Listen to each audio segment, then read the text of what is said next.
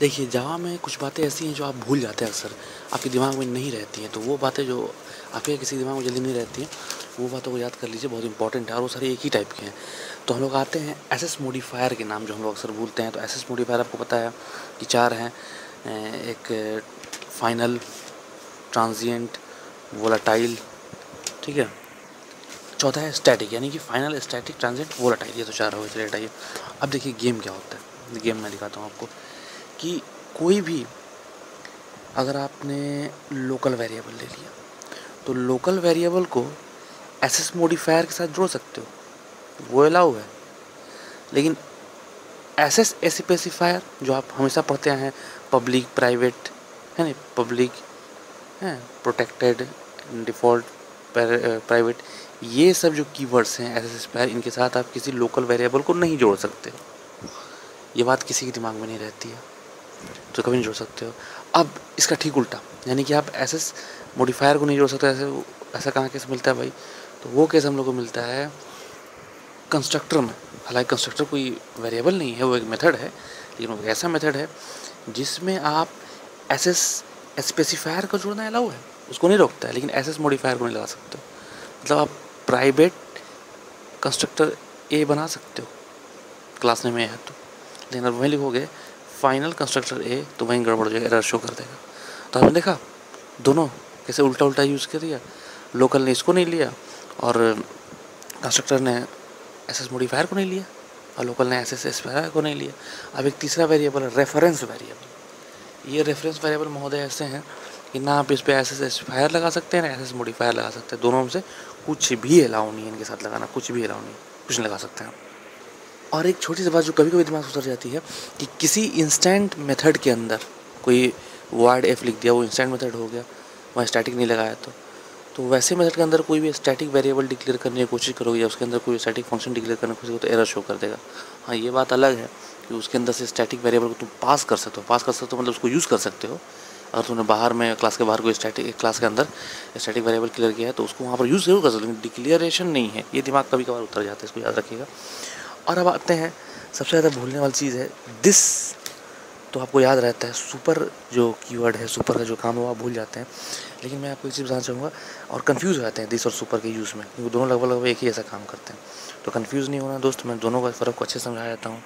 तो देखो, दोनों में जो सिमिलर चीज़ है मैं पहले उसको डिस्कस कर लेता हूँ, तब फ़र्क वाली चीज़ों को डिस्कस करूँगा, ठीक है। तो सिमिलरिटी देखो क्या क्या है कि दोनों में दो चीज़ें हैं, एक होता है दिस और एक होता है दिस पैरामीटर लिस्ट।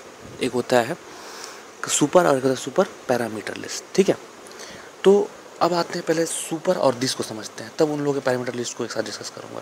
तो देखो, सुपर जो है वो भी एक कीवर्ड है, दिस भी एक कीवर्ड है, और दोनों जो है कि नहीं आपको वेरिएबल्स को हाइड होने से बचाता है, ठीक है। लेकिन दोनों में फ़र्क है, दिस हो या दिस पैरामीटर लिस्ट हो, वो हमेशा एक क्लास के अंदर ही उसका दायरा सीमित हो, क्लास के बाहर कभी नहीं फांसता है, क्लास के अंदर रहेगा, ये दिमाग में रखना। तो अब उस क्लास के अंदर कोई आपने इंस्टेंट मेथड डिक्लेयर किया, उसको लोकल अगर हाइड कर, लोकल हाइड कर रहा है, तब उसको रिट्राइव करने के लिए हम लोग दिस को यूज़ करते हैं। और उसको रिट्राइव करने के लिए दिस का जो तरीका है लिखने का, आप कॉपी में रट लीजिएगा, अक्सर आप भूलते हैं, तो वहाँ पर आप उसको रिट्राइव कर देते, दिस इक्वल टू ए करके आप ले लीजिएगा। लेकिन अगर आपको यही चीज़ प्रिंट करानी है एसओपी में, तो वहाँ दिस डॉट बी करने की ज़रूरत नहीं है, आप खाली ए को प्रिंट कर दो, वो मिल जाएगा, उसमें कोई दिक्कत नहीं होगी। लेकिन सुपर में क्या होता है कि सुपर कीवर्ड कब आप यूज़ करोगे भाई? तो जब वो सुपर कीवर्ड को हम लोग तब यूज़ करते हैं जब उसको कोई दूसरे क्लास का, वो देखिए सुपर का नाम जब भी आए समझने की इनहेरिटेंस का केस जहाँ भी चल रहा हो, इनहेरिटेंस की बातें जहाँ भी छिड़ी हो, समझ लेने का वहाँ सुपर यूज़ करना है, दिस उसका नाम नहीं लेना है, चुप हो जाना, दिस के बारे में कम बात बोलना। तो सुपर क्या करता है, कैसे करता है? तो होगा क्या कि उसको किसी ने ढक लिया, किसने ढका भाई? उसका ऐसे मान लो यहाँ पर मैंने एक डिक्लेयर किया, जैसे कि इनहेरिटेंस आप पढ़ लोगे तभी इस वीडियो को देखो। तो इनहेरिटेंस में मान लो मैंने क्लास ए था, इस क्लास ए के अंदर एक वेरिएबल बनाया आई इक्वल टू, मैंने लिखा था 5 और जे इक्वल टू लिखा था 6, ठीक है। अगले बार मैंने उसको बी एक्सटेंड किया ए से, और इसमें आई इक्वल टू 2 कर दिया और जे इक्वल टू 3 कर दिया। तो अगर हम चाहते हैं, अब प्रिंट कराओगे जब आप मान लो एसओपी आई कर दिए हो, अब जब इसको प्रिंट कराओगे तो हमेशा ये वाले प्रिंट होंगे, ये वाले कभी प्रिंट। अभी इन वालों को रिट्राइव करना चाहते हो तो इन वालों को रिट्राइव करना चाहते हो तो कैसे करोगे? तो उसको रिट्राइव करने के लिए तुमको क्या करना होगा कि सुपर कीवर्ड की हेल्प से मदद लेनी होगी। तो अगर सुपर आई इक्वल टू ऐसे करके लिखना होगा तो तुम सुपर में देख लो कैसे करना होगा, और करके तब तुम रिट्राइव कर पाओगे। ठीक है, सुपर डॉट आई करके लिखना होगा और फिर उसको एसओपी में वैसे सुपर डॉट आई लिख, जबकि दिस में जब प्रिंट कराते हो तो एसओपी करने की ज़रूरत नहीं पड़ती है। खैर वो बात की बात है। अब असल बात जो आते हैं क्या है कि सुपर को तो ये सब तो हमने देखा, बेसिकली ध्यान रखना है कि फ़र्क क्या है भाई। बाकी सब तो आप याद कर लोगे, बेसिक फ़र्क दिमाग में रखने का तरीका है सोचना कि वो क्लास के बाहर वाले वेरिएबल्स के लिए काम करेगा। अब दूसरी बात क्या आता है कि और सुपर के बारे में एक और बात बता दूँ, जिससे तो आप सिर्फ वेरिएबल्स को रिट्राइव करो, वेरिएबल को। सुपर आपको मेथड मेंबर्स को रिट्राइव करता है, ये ध्यान में रखना। जैसे कि मान लो मैंने ये दिमाग में एकदम जो आप एकदम भूल जाते हैं, एकदम में 100% भूल जाते हो कि जैसे मेरा ये पेरेंट क्लास है ए, इसके अंदर मैंने कोई मेथड लिखा, मान लो मेथड लिखा मेथड लिखा एक बी। इस मेथड के अंदर मैंने क्या किया कि a plus B equal to C किया है। ठीक है, और मेथड मान लो पार कर दो, इंट ए इंट बी यहाँ लिखा हुआ है, मैंने छोड़ दिया। तो यहाँ पर सम होकर सी में लोड हो जाएगा कि नहीं हो जाएगा? क्लियर है। यहाँ मान लो इस मेथड के बाहर मैंने इंट ए बी सब डिक्लेयर कर दिया। अब एक अगला बार इसी एक क्लास मैंने एक्सटेंड किया, ए से क्लास राजा एक्सटेंड ए कर दिया, ए को एक्सटेंड कर दिया। अब आते हैं राजा में मैंने क्या किया कि एक मेथड फिर से बी को लिखा, इंट ए इंट बी, सेम सिलसिले भी कर दिया, अंदर लाया। आपकी बार ए इंटू बी इक्वल टू सी कर दिया। लो तो हो गया गेम।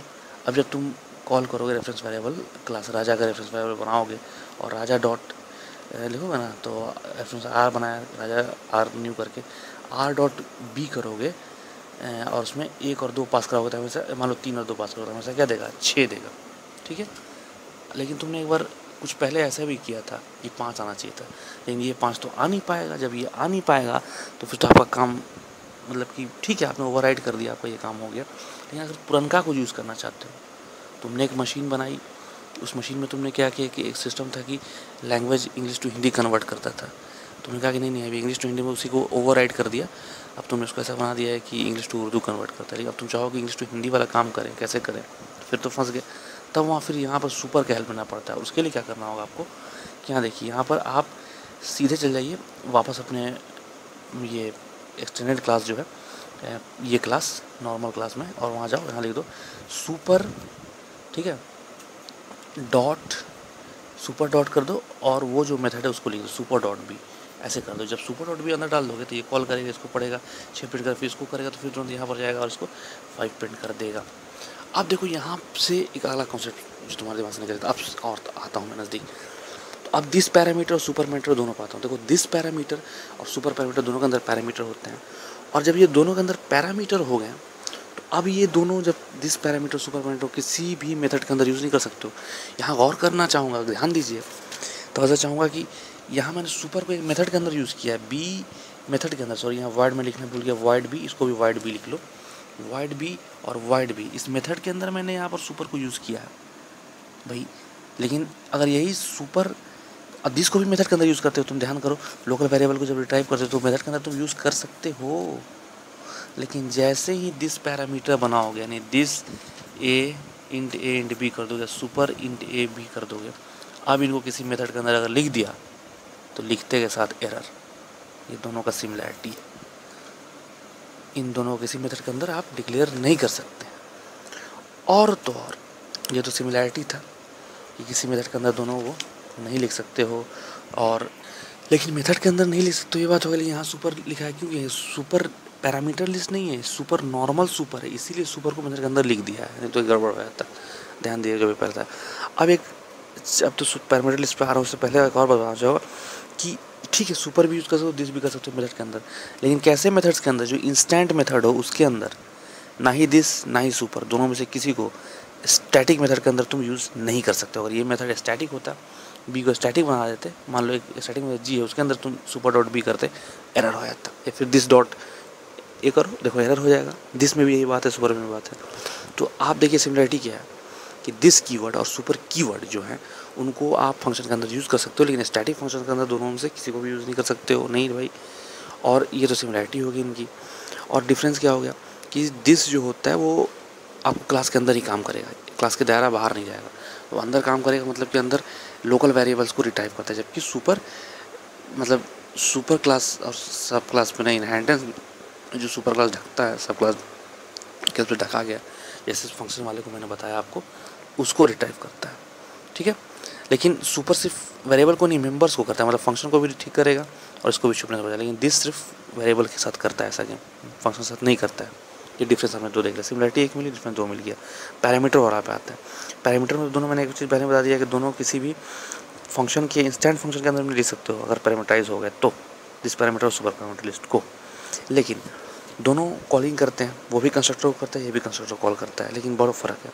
दिस जो होता है, मैंने बोला ना, इसका दायरा हमेशा क्लास के अंदर रखना, तो क्लास के अंदर रहेगा, मतलब कि किसको कॉल करेगा, अपने क्लास के अंदर ही जो फंक्शन कॉल करने में आपको ये कॉल करने कंस्ट्रक्टर, उन सारे कंस्ट्रक्टर को कॉल करेगा बारी बारी से टाइप करके।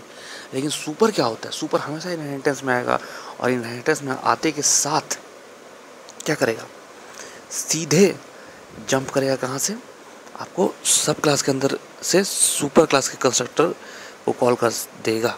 Super immediate super class constructor call करता है। ये डिफरेंस हो गया, सिर्फ यही एक वाहिद डिफरेंस यहाँ पर है दिस और सुपर पैरामीटर लिस्ट में। अदरवाइज इसके अलावा आपको एक और डिफरेंस मिलेगा, मैं आप बाद में बताऊँगा। तो सिमिलरिटीज़ देखो, तो सिमिलरिटीज़ कि दोनों को तुम अंदर मेथड्स के अंदर नहीं डाल सकते हो, दिस पैरामीटर सुपर पैरामीटर को तुम मेथड के अंदर नहीं डाल सकते हो। पहली सिमिलरिटी, दोनों को बाहर रखना है। दूसरी सिमिलरिटी कि दोनों पहले स्टेटमेंट होने चाहिए तभी काम होगा, दूसरा स्टेटमेंट कब होता है गलत, ठीक है। और तो ये दो सिमिलरिटीज़ थे। अब आते हैं तीसरी कि अगर आपको कंस्ट्रक्टर कॉल करना है तो यहाँ पर तो दिस में एक आपको जो रिस्ट्रिक्शन है कि रिकर्सिव कंस्ट्रक्टर, तो वो रिकर्सिव का तो सवाल ही नहीं उठता है सुपर में। लेकिन सुपर में किसी ने रिकर्सिव कर दिया तो क्या होगा, तो ये मेंशन नहीं है, मतलब सुपर में रिकर्सिव कंस्ट्रक्टर कॉलिंग शायद अलाउ हो, वहाँ पर शायद अलाउ हो सकता है, लेकिन क्या है उसको आप सोचिएगा अच्छे से। लेकिन जो सबसे बड़ा फ़र्क दूसरा क्या है कि कंस्ट्रक्टर से आप किसी मेथड को, दिस जो होता है सिर्फ कंस्ट्रक्टर कॉल कर सकता है, दिस पैरामीटर लिस्ट जो है वो सिर्फ कंस्ट्रक्टर कॉल करता है। लेकिन सुपर पैरामीटर लिस्ट कंस्ट्रक्टर और मेथड दोनों को कॉल कर सकता है। ये डिफरेंस, ये दूसरा जो डिफरेंस है किसी दिमाग में नहीं रहता। पहले तो सब लोग बोल देगा कि भाई सुपर जो है कि नहीं, वो आपको सुपर क्लास सब क्लास से कॉल किया है तो सुपर क्लास के कंस्ट्रक्टर को कॉल करता है, जबकि दिस जो है अपने क्लास के अंदर ही कंस्ट्रक्टर को कॉल कर सकता है, कभी भी वो सुपर क्लास कंस्ट्रक्टर को कॉल नहीं कर सकता है। लेकिन ये पहला के बाद दूसरा कोई नहीं बताता है कि सुपर जो है मेथड्स को भी कॉल कर सकता है, जबकि दिस कभी मेथड को कॉल नहीं कर सकता, वो सिर्फ कंस्ट्रक्टर कॉलिंग के लिए यूज़ होता है। तो ये दूसरा डिफरेंस जो आपके दिमाग से निकल जाता है। पुराने कॉपी में जो जावा का यहाँ एक्सप्लेन किया होगा ओवरराइडिंग के बाद है, आप देखिएगा यहाँ पर एक प्रोग्राम उसमें एक्सप्लेन किया तो वहाँ गलत एक्सप्लेन कर दिया है। यहाँ बेवकूफ़ की तरह बातें उठा दिया है कि सुपर देखिए पहला कीवर्ड होना चाहिए, तो लास्ट वाला कैसे, अरे बेवकूफ़, यहाँ सुपर यहाँ सब लिख भी दिया है, सब गलत लिखा है, एकदम गलत लिख दिया। क्यों गलत लिखा कि यहाँ पर सुपर तुम पैरामीटर थोड़ा ले रहे हो, तो सुपर कीवर्ड लिए हो, सुपर डॉट एफ फंक्शन को कॉल किया, ना कि सुपर पैरामीटर लिस्ट है। सुपर पैरामीटर लिस्ट में पहला होना चाहिए, ये तो पहला है ही नहीं। और सुपर पैरामीटर लिस्ट की बात करते हो तुम, इस सुपर पैरामीटर लिस्ट तो कभी फंक्शन के अंदर कॉल ही नहीं कर सकता, फंक्शन के अंदर कभी डिक्लेयर नहीं कर सकते हो। तो सुपर पैरामीटर लिस्ट नहीं है, सुपर कीवर्ड है, इसलिए फंक्शन के अंदर भी आ गया है, आया है तो आया, साथ में लास्ट वाला भी हो गया, कोई दिक्कत नहीं है। ये सुपर पैरामीटर, तो ये सब बातें अक्सर दिमाग से आपके निकल जाती है, इसको सेट करके रखिएगा।